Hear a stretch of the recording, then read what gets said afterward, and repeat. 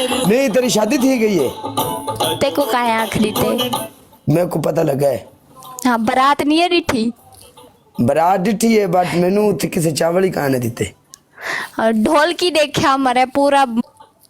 मैं कहा शायद टिकटॉक ते ना लाइव नहीं देखा शायद इसकी शादी हो गई होगी।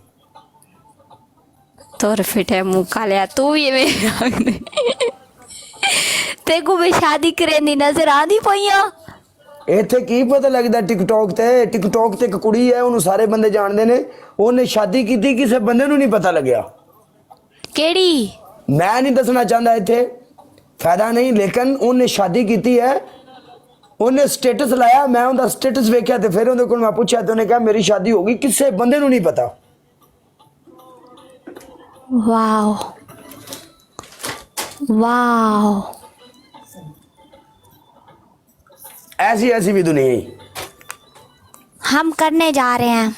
मसाद तुम्हें ना शादी कराता 8 मिलियन फॉलोअर्स है किसके? हेलो? आरसी। हाँ शादी करा मेरे चुप करके बैठ जिथे बैठा है कंगलिया।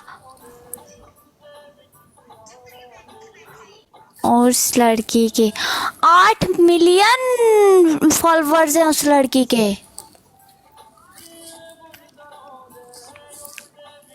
चल गेम ला बू अब्दुल्ला या सलाम।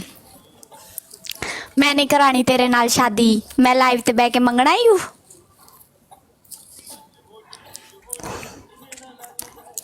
तू मेरा दिल तोड़िया बस खलास। कोई नहीं संभालते रख। तू मेरा दिल तोड़ देता तू झूठी है तू बेवफा है चल। Thank you.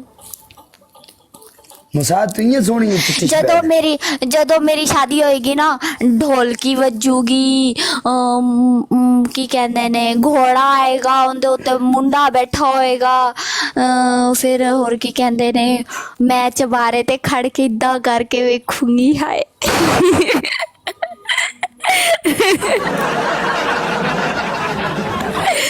तू चबारे ते चढ़ के नहीं करे वेखे तू उतों कोई लितरान आवे ते जुड़ जाए। मिस्टर गेला